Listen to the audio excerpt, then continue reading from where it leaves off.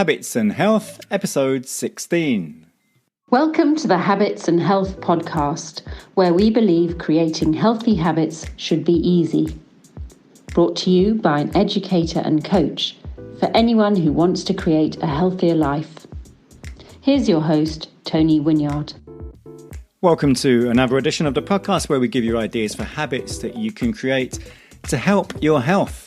Today's guest is Geoff Girvitz, and he runs a company called Dad Strength, which is all about taking care of yourself so that you can take care of the people you love. He's a real expert in many different aspects of health and also on many aspects of habit forming. He's also a tiny habits coach, and he's a wealth of knowledge on so many things. And so I think you'll really enjoy this episode with Geoff. He gives some great information.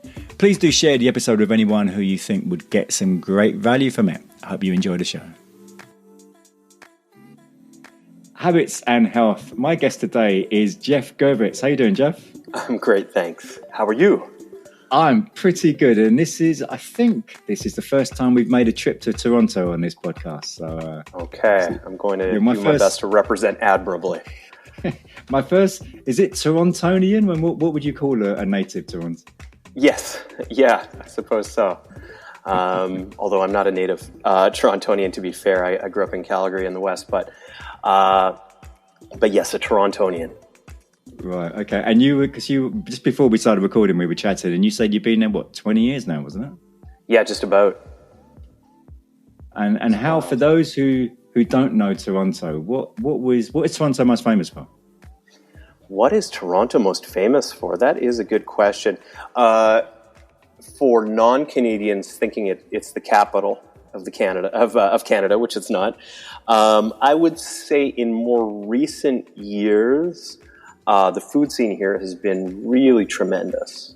Okay. So it's there's incredible cuisine in all shapes, sizes, and varieties. So that's been a wonderful part of living here.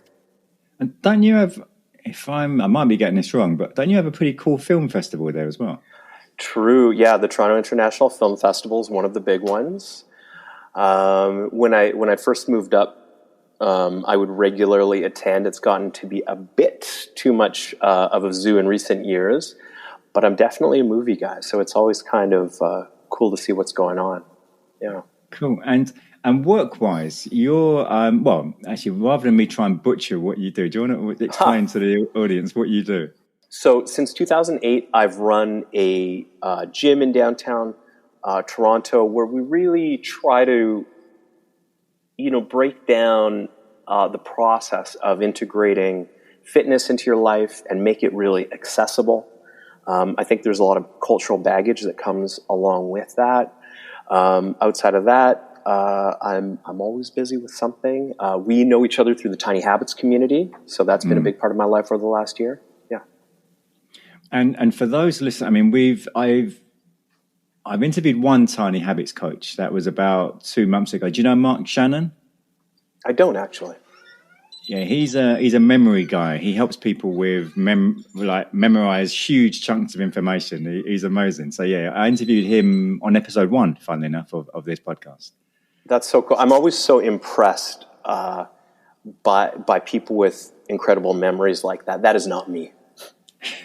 It's not most people. No, he's Mark is quite. But actually, to be fair, I got to know Mark a few years ago because I was learning these techniques of how to remember large chunks of information, and mostly I was doing it because when I was speaking on stage, I didn't want to have to keep referring to notes. So it's far easier to learn these things than you would probably think. But anyway, that's a whole aside because that's not what we're talking about this episode. So yeah, I mean, I really, and as you just mentioned Clubhouse, and the reason, as I said to you before we started recording, the reason I wanted you on the show, because I've heard you speak on Clubhouse many a time, and I'm adore the wisdom that you give to the listeners, to the people asking questions about how they can implement habits in their life, and they're struggling with certain habits, and you just time and time again just knock it out the park with this advice you give. So I just thought, well, I've got to get some of that advice on this show for my audience.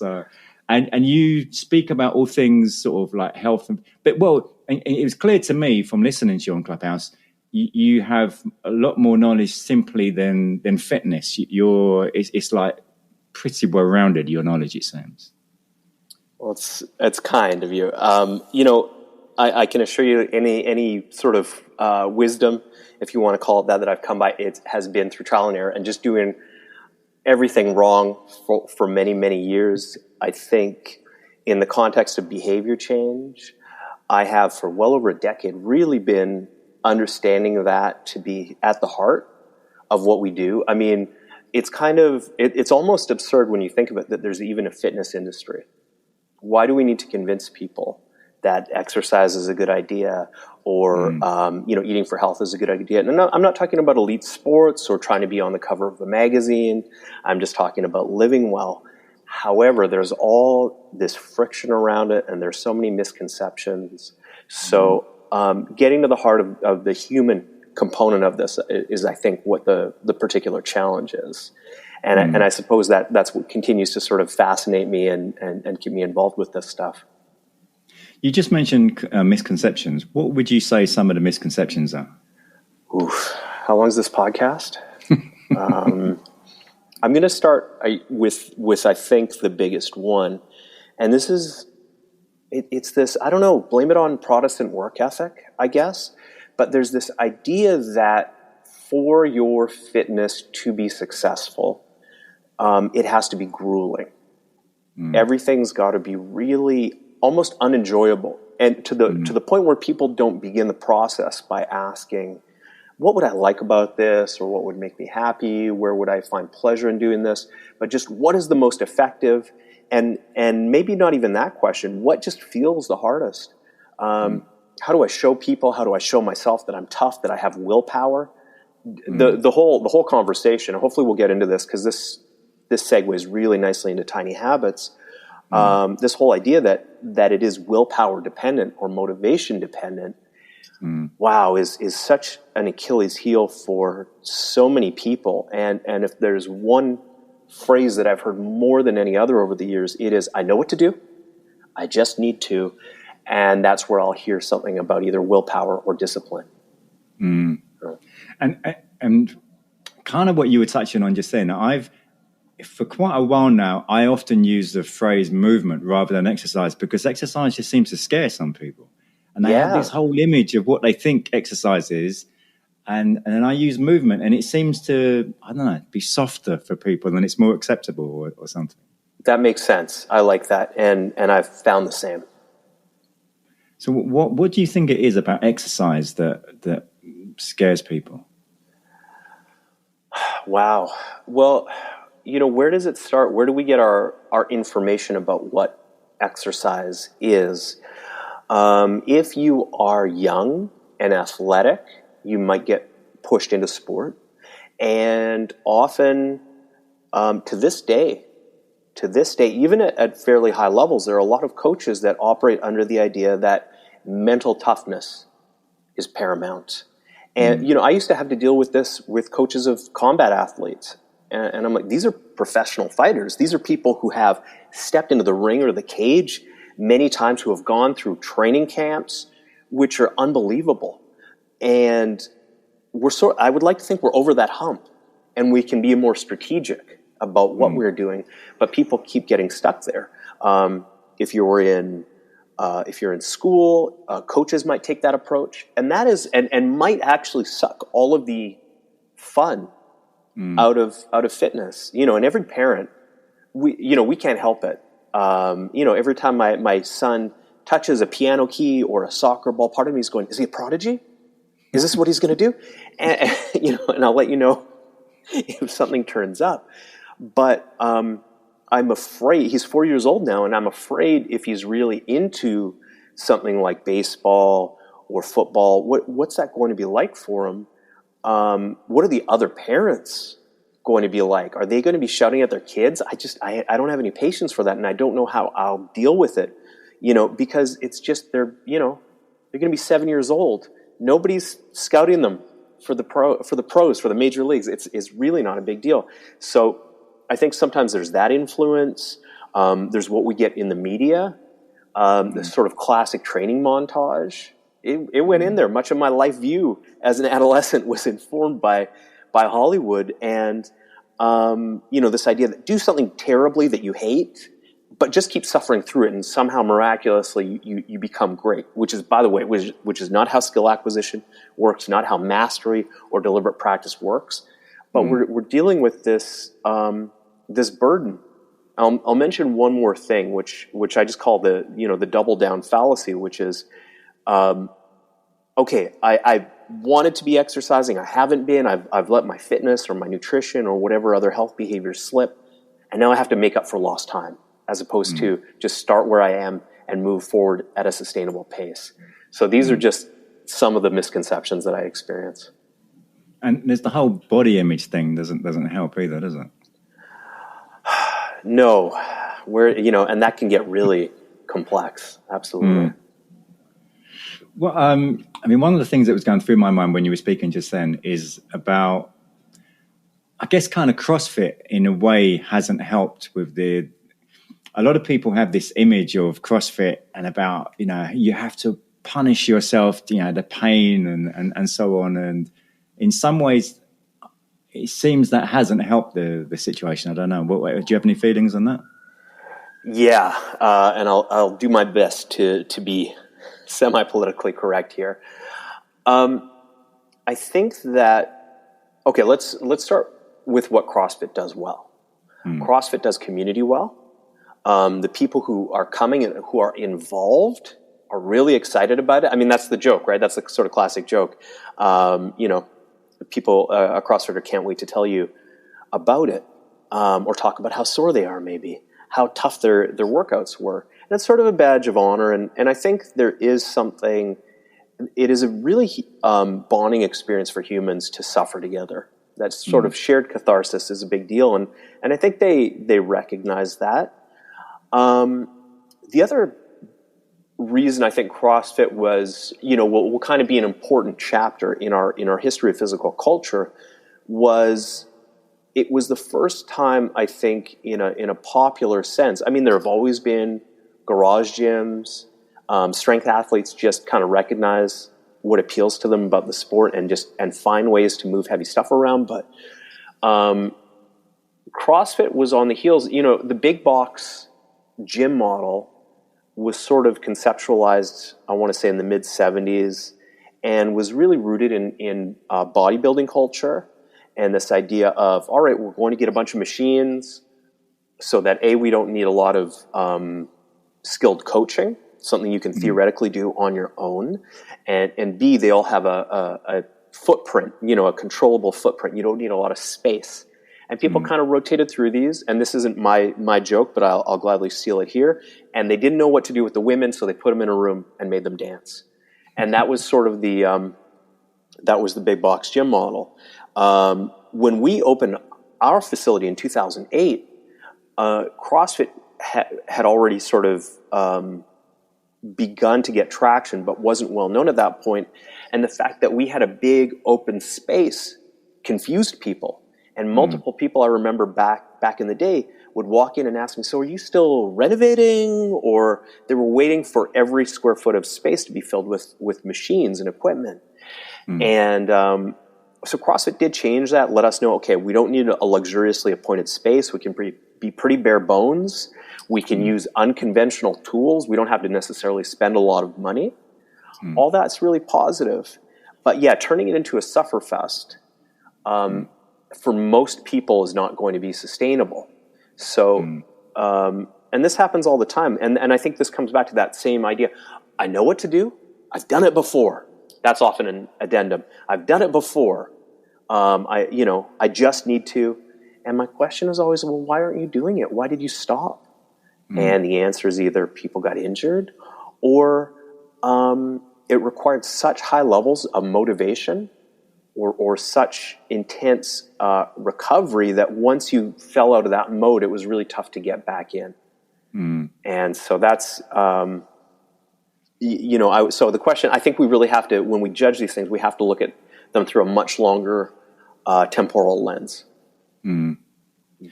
I did CrossFit a couple of years ago, and And I did like, and it may have sounded like I'm really dissing it earlier, and I did like aspects of it. But what I didn't like was that there was just almost this obsession with everything was anaerobic, and nothing. There was hardly anything was aerobic, and it was just the balance was completely out of whack as far as I was concerned. Can we get into the weeds a bit on physiology? Absolutely. Okay. So Charlie Francis was a Canadian sprint coach. He died in 2008. And his work, really influenced the way I think about things. He's sort of infamously known for the Canadian sprinter Ben Johnson, who was the fastest man in the world or fastest person in the world, and then had his medal stripped. Drugs were continue to be very much a part of the Olympic Games. It is what it is. But one of the reasons that Charlie Francis was so innovative was he didn't do hard for hard's sake. He thought of sprinting as fundamentally as a motor skill. We are practicing going fast. So we need the requisite hardware to do that. But ultimately, we are training our nervous systems. And he, in a way that was really counter to the times and is still very, very different than a lot of what you'll see, did something called high-low training. And he stayed out of, I think he called it a black hole in the middle. So you would either go very fast, 93% of your top speed or above, or you would be doing aerobic work. But what he stayed out of was the glycolytic zone. So aerobic is pretty sustainable from an energy production standpoint, but you won't have your highest output. Anaerobic, alactic, so we're just going into the ATP. We have stored here. Now, I don't know how it works in the UK and Canada. All anybody can tell you who's been through junior high or maybe high school biology is that the mitochondria is the powerhouse of the cell. You use that terminology? Mm-hmm. Yeah. I remember a junior high teacher saying, okay, tell me what it does, but don't say powerhouse of the cell. And three different people raised their hands and said exactly that phrase, much to his dismay. But that's your stored fuel for muscular contraction. Now we can make it. The glycolytic or the anaerobic lactic pathway, you can produce energy there.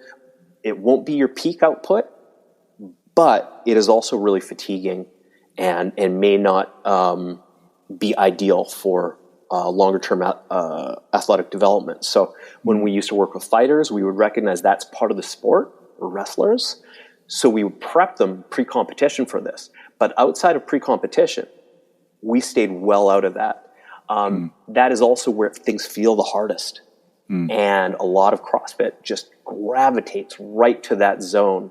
So you're not going to be performing optimally, which requires shorter work periods and longer rest periods. But you will also be really kind of beating yourself up where you need extended recovery. So just sort of, I guess, nitpick from a physiological or an athletic development standpoint. That's not how I would train anybody really outside of specific competition prep. It's not even how I would train someone for CrossFit. No. Well, you're more susceptible to injury as well, aren't you? Well, we all, when you cross over past your anaerobic threshold, so there's sort of a point where your aerobic system has done everything. It's given you everything it can give, doesn't have any more. Now we have to start dipping into that. You start to fatigue very quickly. You start to, your thinking becomes less clear and you're more likely to make mistakes. If you are a combat athlete and you can dictate the pace and you can lure your opponent into that zone, even if they're technically superior, you're really going to level the playing field because their functional skills will drop pretty quickly. So yeah, and that's one of the reasons people are more likely to get injured. It's not necessarily what they're doing, but the state they're in when they're doing it. I mean, there's some other conversation around that, but that'll do, I think. So, well, let's get back to tiny habits. So how have you, I'm wondering how you applied, once you started learning the whole tiny habits framework, how did you apply that to what you do in the gym? Good question. So I've been very interested and involved in the science and discussion around behavior change for well over a decade. My experience was most stuff didn't work, and some stuff worked, but not reliably. So I read Tiny Habits as just sort of, almost perfunctorily, like, okay, I'll read this book as well, just get this out of the way. And as I got through it, I was like, oh my goodness, everything that I knew, everything that I had figured out or cobbled together that worked was in there, was codified, all better than I had personally laid it out, as well as, some missing pieces that I hadn't figured out. And I recognized right away how valid and important it was. And so how do we apply it is sort of the challenge. To work with Tiny Habits, you need people to get over two humps. The first one, actually, well, we'll talk more about the first one. The second one is celebration. Is the practice, the skill of celebrating your wins, of your successes, of giving yourself some praise. And a lot of people really struggle with that. I am a terrible natural celebrator. This really took some doing for me personally. I'm not an effusive person in that way. And the first really tough bit, which is more of an intellectual challenge than an emotional one, is the value of doing something small. And I remember struggling with that. I was walking home one evening thinking about this and saying, okay, I get it. And we've been talking in behavior change, we've been talking about shrinking the change since forever. Okay, bring it down. You want to meditate for 20 minutes. Great. Well, maybe we'll bring it down to 10 minutes or 5 minutes. But the idea of 30 seconds, or something like that for people, I notice in myself immediately this knee-jerk reaction of going, nope, you can't do, impossible. You can't do anything with that. And what that let me know, that signal in the moment let me know that not only had I not tried that, or was I unwilling to try it in the moment, I had not been trying it. I had definitely not tried it in years, maybe ever. And you just sort of realize that if you want to do something different, if you want to reach a new state, it's not going to be by virtue of doing the same stuff over and over again. So I had to make that intellectual leap. And now I can, we can talk for hours about what the value of small is and why. But once we get people past those two sort of friction points, we can talk about how to apply it anywhere. It's like water. You can pour it into any shape. Like Bruce Lee used to say, you pour it into a bowl, it becomes a bowl. You pour it into a glass, it becomes a glass. And I find that Tiny Habits has that sort of universal flexibility to it. For people listening who are maybe not so familiar with Tiny Habits, can you explain why celebration is an important part of it and how it helps with the whole, let's maybe more about Tiny Habits and why celebration is an important part of it. Okay, so the easy sort of way to think about this is the ABC construction, where we have an anchor, a behavior, and a celebration. Your anchor is, we could call also a prompt. This is what reminds you to do the thing in the first place. Your behavior, in this case, is going to be a tiny habit. And the celebration, the reason we do that functionally is that how we feel is very much tied in to our ability to remember things. Emotion and memory are very tightly coupled. And in this case, positive emotion. So BJ Fogg would say, we change best by feeling good, not by feeling bad. This is very true. I would sort of add to that, that if we are trying to live in a way that has meaning and where we are enjoying our life, not just doing hard things because we were told that this is how you become successful, and then, walking down this path that you don't like for years and years, and then suddenly, expecting to reach a certain point of external success and suddenly feel happy. This is not what I've seen. I don't think that's how humans work. So I almost think of it as this subtle sort of signal of what paths to take. When we have a bunch of different paths in front of us and different choices, that's one of the signals we can listen for. Well, these all seem to have value. They all seem to be approaches we could take to being successful, but which ones have the most meaning, sort of have the most joy factory installed? And I think the more attuned we can become to those signals, the more, and I'm not saying be a hedonist. That's not what I'm saying, but the more we can kind of look for that component of value in what we're doing, the more reliably we will find that we've taken paths that not only lead us to success, but have sort of an implicit value to them. So that's the ABC. Should I pause there? Well, and so on you mentioned before that you struggled with the celebration part, and I did as well. I mean, I think I don't. I mean, British men are kind of almost famous or infamous for the not showing emotion and so on. And I wonder what it's like in Canada. I would assume less so. We're a former colony. We've got that baggage.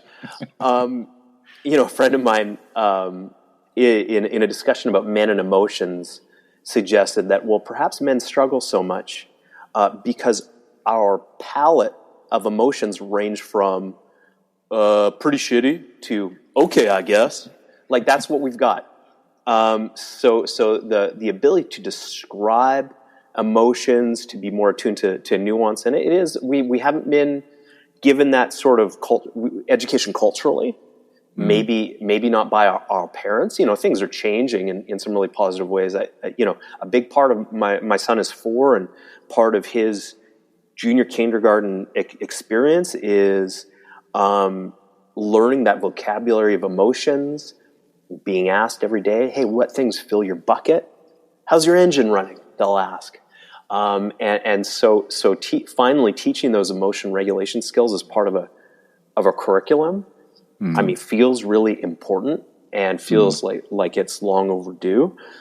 But for myself, I'm not going to dance, and sometimes people, I think that's the first resistance, right? People experience, all right, we've got to celebrate. Well, I'm not going to yell hooray and wave my arms in the air. I'm not going to, do a dance or a song, a little soft shoe in the street. How can I do this? And my first advice would be, don't do something that feels inauthentic. We just have to figure out what's going to work for you. BJ refers to this as your natural celebration.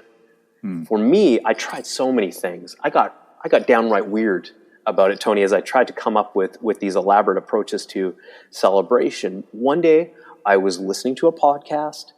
Somebody that I like and respect very much was speaking, and he said something that I really connected with, and I found myself saying yes. And that was my first hint of what a natural celebration was. But me being me, even that, I was alone. I'm not going to do that in public. And the things that have really worked for me personally have been to really think about meaning. What's important to me? What are my values? And connect it to that. I've also, and this is sort of, it's embarrassing to say, but I realized going through this process that I'm a terrible smiler. I have what my wife refers to as a resting murder face. And I wasn't smiling a lot. And even the act of smiling worked. And in moments that I am feeling too shy to smile, I can even begin. I can just gently tug, feel the first hints of muscular activation at the corners of my mouth. And that still works. So it doesn't have to be a Disney-style production of what your celebration is. I'm curious to hear how you sort of navigated that challenge. Well, similar. I mean, I guess I just kind of say to myself, yeah, that was good, or so it's not. It's hardly going over the top by any means. It's very much, and often I don't actually verbally say it. It's just kind of in my head. I mean, yeah, I did a good job there, or I did that, or something along those lines. But even acknowledging that, and I think that is a skill, and it's an important skill unto itself, because if we're going to assess our success, if we're going to be clear on what worked and what didn't work, you want to make a little tick in your mental diary. And again, so part of this is just intellectually acknowledging, I said I was going to be consistent with, could be anything, drinking water, saying hello to people on the street. People are all feeling a little disconnected right now. So, being friendly, I think, is a wonderful habit to integrate, and to just say, oh, I did what I set out to do. And if your self-image is, and a lot of people struggle with this, I always give up, I always quit. Well, that's the other beautiful thing about tiny habits, is we can move the goalposts wherever we want them to be, and continue to move them until we are successful near 100% of the time. And if you haven't tried it, I highly recommend it. And now we have almost a better internal system of metrics and self-appraisal for what's working and what you can reliably do. And so even from just a skill perspective, this becomes really important, because you can place your bets about new habits, about new skills, about new challenges in a really reliable way. And of course, the positive emotion just makes it easier for you to remember these things. I was interviewing a lady called Dr. Andrea Pennington, she's a specialist in compassion and self-care. And one of the things that she said, which I really loved, she was talking about how brutal many people are to themselves and how self-critical and so on. And she said, I forget exactly how she said it, but it was basically when the way that a friend can help someone who has that sort of destructive self-talk is when they hear them say things like, oh, I'm so stupid, or I'm an idiot, or whatever the case may be, to say, don't talk to my friend like that. And it may be difficult. It may not be understood at first, but then they'll understand, oh, yeah, you're my friend. I don't want you talking to yourself like that. That's so great. So many people, we see this a lot of times in caregivers, parents, people who are incredibly nurturing to other people. And if we ask them, would you ever talk to somebody else like that? Not in a million years. But sometimes it's their old habits. Sometimes they were formed before even our brains have finished maturing. And I think it's also, useful to realize that it is not is not a binary. It is not every thought.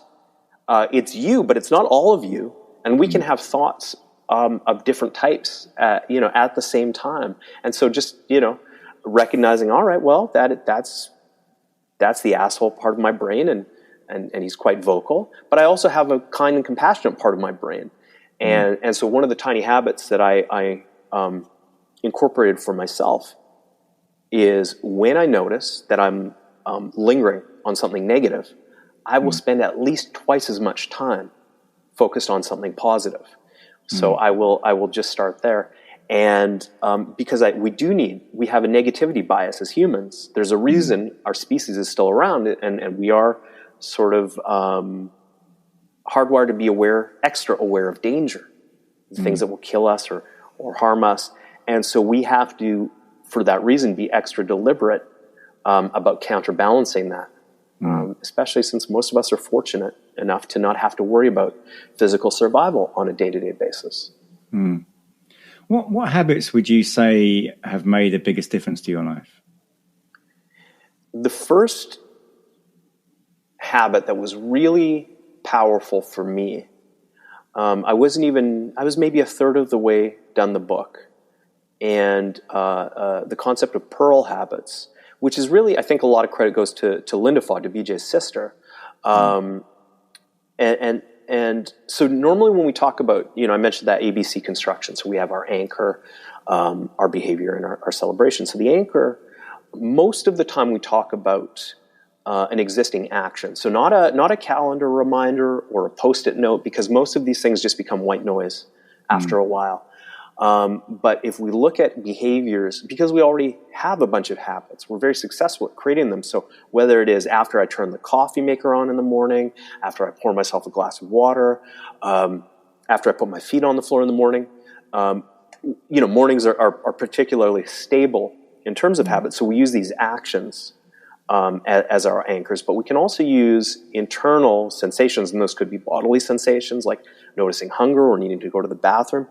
but they can also be things like anxiety or anger or sadness. And Pearl Habits, I mean, it's even the name is wonderful, because from this irritant, we produce something beautiful. And all of a sudden, so I was, believe it or not, about a year ago at the beginning of this global pandemic, with questions about health, where do we go? I mean, at least it's sort of a known quantity. Now, we didn't even know, can I touch this package that was delivered? How far do I need to stay away from people? There was so much uncertainty. I didn't know if my business was going to survive. So with all this anxiety and anxiousness inside, I just created the habit when I notice that I'm feeling anxious. So, and I always sort of preface this, because you can't guarantee you'll always do it, but when you notice that it's happening, we can apply this. So when I notice that I'm feeling anxious, I will take 2 mindful breaths. That was it. As it turned out, I had a lot of those prompts. And all of a sudden, what had previously been this negative experience became an ally and allowed me to practice mindfulness dozens, at least, maybe hundreds of times a day. And it had an incredible impact on my state of mind and mental well-being. And so knowing that if you are having persistent internal experiences that are not pleasant, that are not the way you want to be, it's this incredible piece of internal judo. And now you can leverage those and harm its energy. You could argue that anxiety is an energy or a prompt that we haven't been able to act on. And so rather than go, I should start meditating, or I need to start going to the gym, or I should work this out, to in the moment, as soon as it comes up, have something. And that's why Tiny can be so powerful. There's no pause, there's no hesitation, or waiting.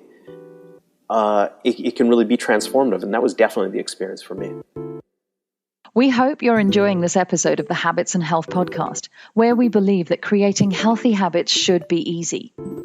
If you know a friend or a loved one who might be interested in learning simple habits to improve their health, then please share this podcast with them. We also invite you to subscribe and to leave us a review on your favorite podcast app. Now, back to the show. Have you read any of the other sort of well-known books on habits, such, Atomic Habits and Power of Habit and so on? Have you read any of those? Yeah. And what were your thoughts on those? Atomic Habits is a wonderful book. It is a summary. It's almost, it reminds me of reading the Russian manuals or the translated Russian manuals on different types of physical development. It's just sort of a collection of methods. And so it's interesting, but they're things that you would already apply if you know where to place them. Tiny Habits is almost a bit more of a textbook. BJ's an academic, and it comes across, so it's really clearly and cleanly written and easily accessible. But there's that sort of thread of building skills, building knowledge, how to test and iterate it. I guess the Power of Habit. So when I think back, so if we want to do a roll up of all the books on this stuff, the first one that I'm aware of that really sort of entered popular consciousness was Psycho-Cybernetics. Maxwell Maltz, right? Yeah. And I want to say that was in the late 60s, maybe 67. And that's where the myth of the 21 days to create a habit comes from. The Power of Habit was useful in giving people a mental model. So I wouldn't say that it exactly works like this, but the idea of here's your prompt and your action and your reward, talking about dopamine, talking about our expectations, and looking at some of the research was really useful in getting the conversation going. Atomic Habits, I think my favorite part of that book was talking about the transition into identity. And I'll tell you a story maybe from my experience. We have a wonderful guy who's part of our fitness community named Adam, who, when I first met him, said to me, that was within a moment or two of meeting, said, "I'm not a gym person," and explained to me all the reasons why he was not. and why fitness had not worked, but he was willing to give things a try. He's a lovely man, and we, bit by bit, we began to make things work. And he transitioned from being not a gym person to, I think, still not a gym person, but somebody who was showing up consistently and was willing to work hard. And this continued to sort of morph. It really became part of his life. And he wrote me this email. He was on the East Coast visiting friends. He was at a pub hanging out. And a couple of friends were talking about fitness, talking about working out. And they sort of paused and looked over at him and said, "Hey, Adam, you're a fitness guy. What do you think about this?" And he realized that,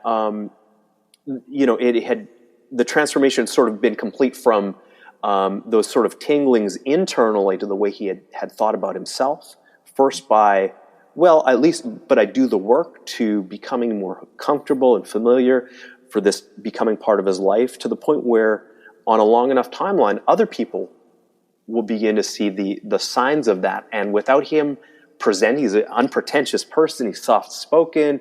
He would never show up. He wouldn't roll into the pub in microfiber, arms bared or anything like that. But people just recognized this in him. And so that was that sort of planting the seed internally, not necessarily speaking about it, all the way to that blooming to the point where people recognized that through his actions, the way he behaved, what his knowledge was, and I guess the way he looked as well externally. I don't know why this thought just came into my head, but I'm going to change the subject quite a bit. Well, change what we've been talking about anyway. What does the word health mean to you? That's broad. That is big, right? Health. I guess we could think about it in a couple of different ways. The first priority is to get rid of anything that will mess with your ability to survive or thrive. So before we start choosing very technical or detailed methods, is there anything in your life right now that is clearly not congruent with that? Is there an injury or an illness? Is there a habit? Or if you're smoking 3 packs a day, we may not need the highest powered nutritional supplements or the most technical training. Some of these wins are really easy just by not doing something that's clearly not in your benefit. Once we clear, sort of obviously innocuous inputs from the system, then what is the question? And so fitness would have been an easier question for me to answer, Tony. I would talk about adaptability primarily, in that I like to think that anyone to be fit is really a specific kind of situation, but in general, to be kind of 3 to 6 weeks out from being competent in any kind of physical activity. Not being the best in the world necessarily, but just being able to participate and learn, not having any obstacles to developing skill. If you have to get low enough, if you have to move fast enough, if you have to change direction, can you do that? Health itself is much more broad. So we have our physical health, but we also have our cognitive and emotional health, the sort of the relational components of things. We have our environmental health. On my to read list today is something that's talking about racism in the context of public health, and there's been some real progress in that discussion, because if you are living in a system that automatically removes opportunities or increases stresses for you, that is part of the big picture. And so our health in that sense, and the things that either support or hinder it, extend well, outside of the physical borders of our body. And there's you touched upon fitness there, because fitness and health there's a difference, isn't there? They're not the same thing. A lot of people seem to think that if you're fit, you're deaf. That means you're healthy, and if you're healthy, that means you're fit. And it's the classic example is the bodybuilder about to walk on stage. I mean, a lot of those people are stiff gust of wind away from keeling over. Their energy is so incredibly low. Their liver enzymes have dwindled down to about zero. It is so hyper specialized. So competition and optimal performance in the moment, particularly in an athletic context, are not always the same as health. There are trade-offs to be made, and I think it's really important to recognize. So, and that's one of my favorite things I think about. If we talk about strength training, for example, it's different. If you are a power lifter in competition, you are doing your final squat of the day, trying to set a record, and your knee doesn't feel 100% right. I'm not talking about catastrophic breakdown, just a little discomfort. You're going to push through it. If you're at the end of whether it's an MMA or a footy match, and you don't feel great, or your shoulder feels like perhaps it dislocated a little bit, you're going to finish. That's what competitors do, and I don't think there's anything wrong with that. But there's a difference. If I'm in the gym, if I'm doing some barbell rows or cable rows, and my shoulder doesn't feel 100%, I'm just going to stop. Nobody cares. Nobody cares. Nothing's on the line other than my ability to come back and do this again and have quality, enjoyable workouts. So you have that freedom and flexibility. The stakes are so much lower, and I think that's freeing. Well, and that brings me on to recovery and the importance of recovery. Where do you want to go with recovery? What should we talk about for recovery? And it's something I have talked about with other guests, and I guess the reason I come back to it a lot is because I just feel it's so neglected, and so there's just not enough importance given to it by too many people.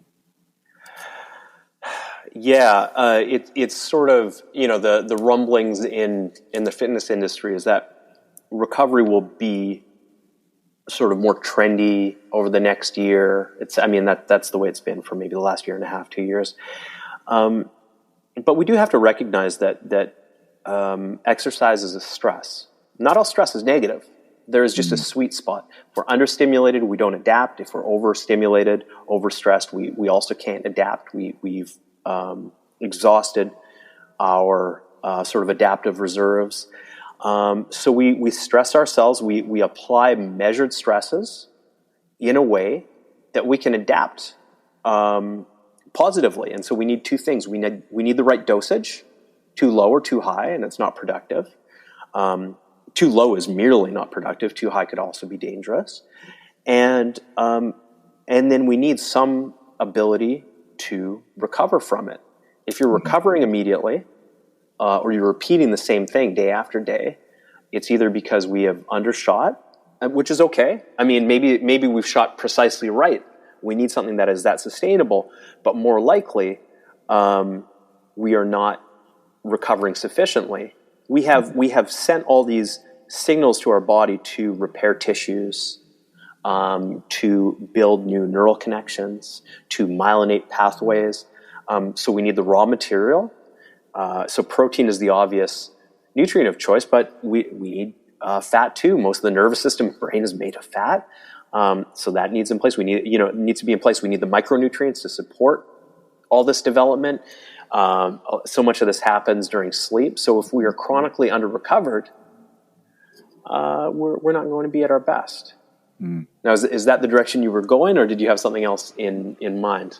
Yeah, well, it is that. And it just seems, and I guess part of it is the reason I've talked about this a few times in different episodes, is because hearing different people in different gyms that I've gone to and different people that I've been helping, and I think there's a real misunderstanding of what recovery is. And so for example, when I used to go to CrossFit, and some people's idea of recovery was, on Thursday afternoon, I had a couple of hours off, and that was recovery. And then for other people, it was, I have 2 days off every week. I don't do any training. And it's not necessarily linked to how much activity they're actually doing and what's involved in their, how much work they're doing. it's just a very vague. I think basically just a lot of people just don't really have an understanding of what recovery is. Yeah, it's kind of abstract, and it is tough. And a lot of the type A's of the world, the only time I've ever gotten traction on those discussions is when I sort of tease at the idea that they'll be able to do more. For some people, that's the only reason they would buy into recovery at all. We're sort of coming off this idea that the healthier you are, the less you need to sleep and the less you need to eat, which is just not the case at all. What I find to be a more useful frame is to build some kind of metrics around performance. How do we know when you're performing well? Which seems like an important question if you want to be a high performer. So how do we even track that? What are our measures?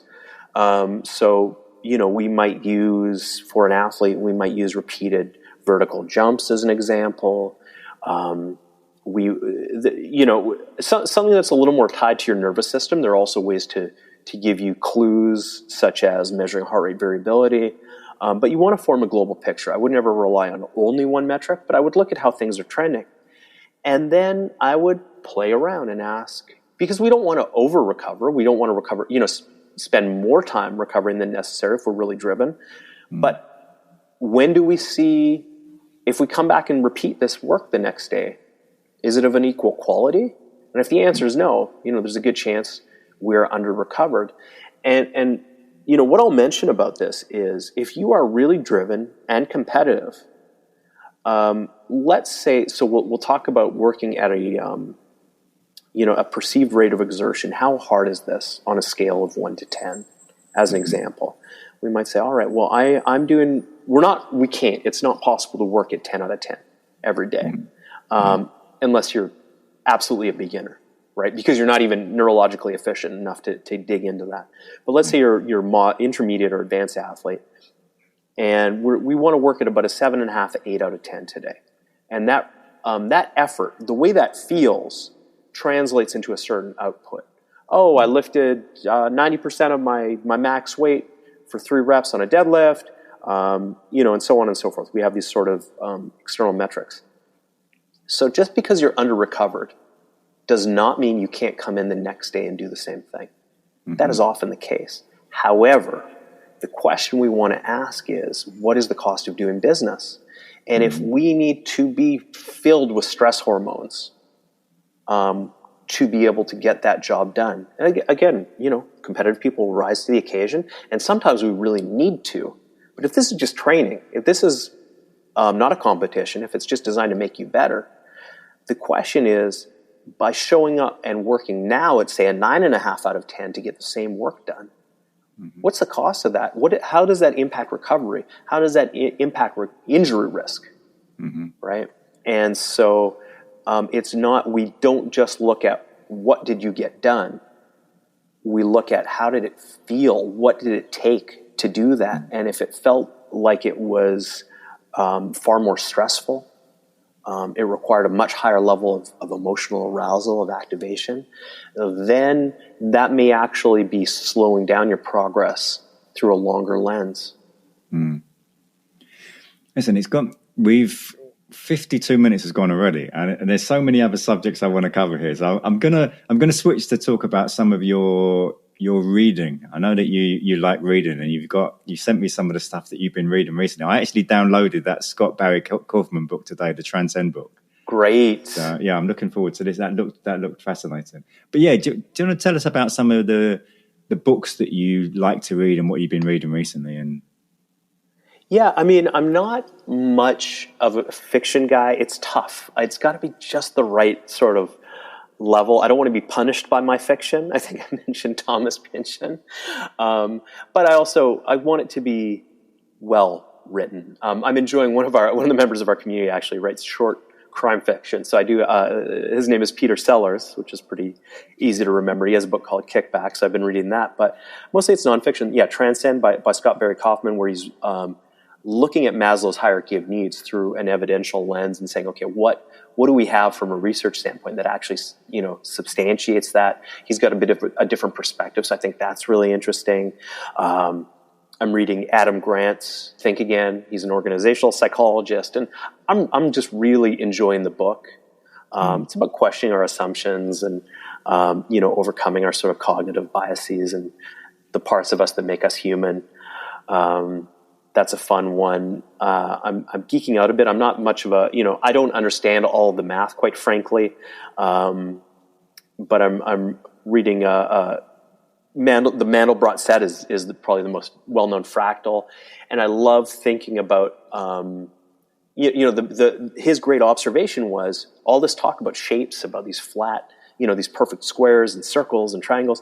Nature doesn't have any of that. Nature has this irregularity, and when we look at systems that work, that have integrity, that work on a tiny level and work on a macro level, we don't see these discrete shapes. We see chaos, but chaos that repeats it's this paradox of chaos that repeats in an orderly way.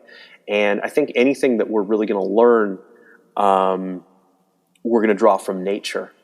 And so that's really been interesting. So that's sort of, I'm the kind of person that likes to, connect the dots between things that seem unconnected. And so that's really been impactful for me, over these last few months as I think about all kinds of different challenges. If people want to find out more about you and the any services that you offer for people and so on and social media, where would they go to?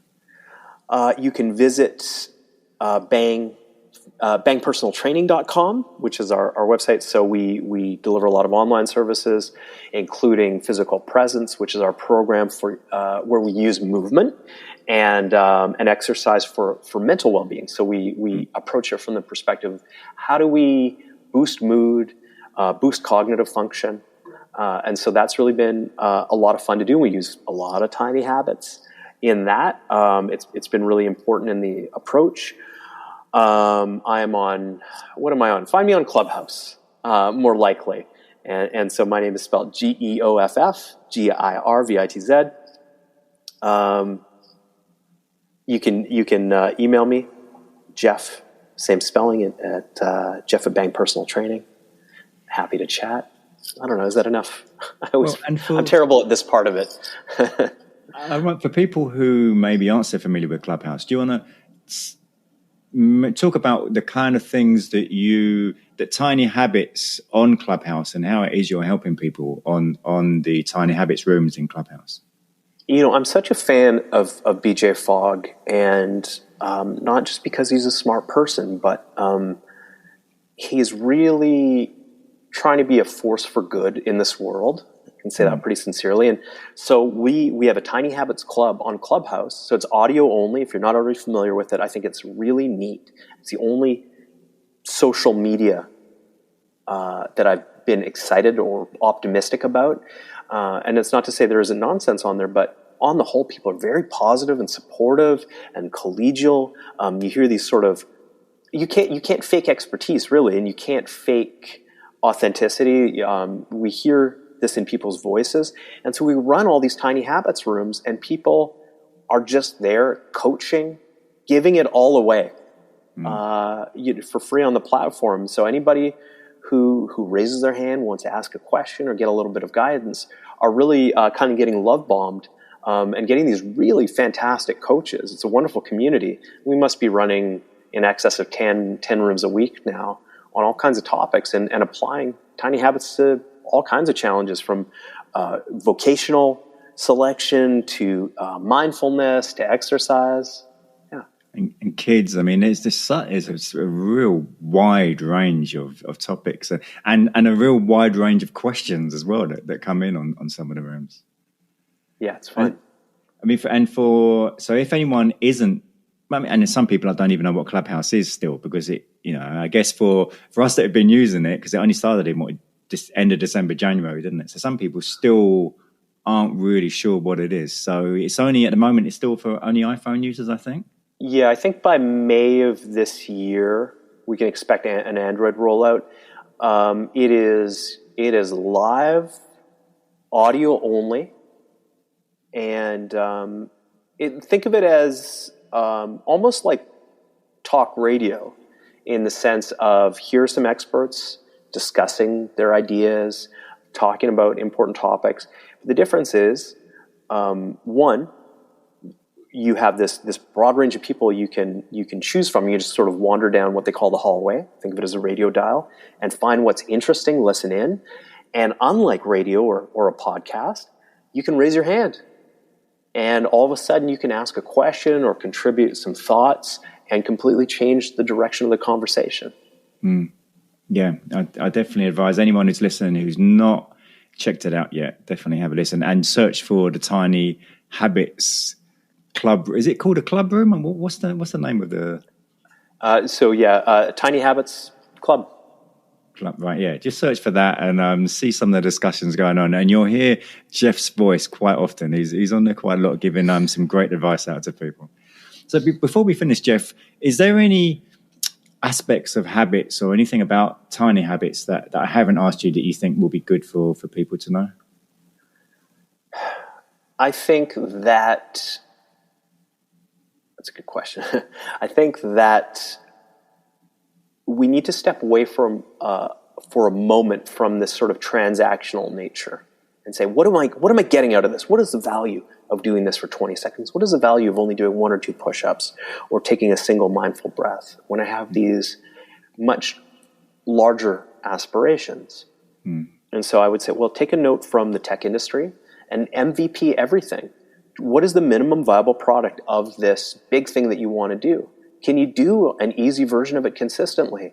You'll be able to immediately get feedback on what's working and what's not. And often we find, even through tiny habits and iterating through them, the stuff that's great on paper doesn't work. And then the things that do work often come at you from surprising angles. So we really encourage people to be playful and be experimental with it. And the faster you get at iterating, the faster you're going to find what works for you. And this is also a meta skill.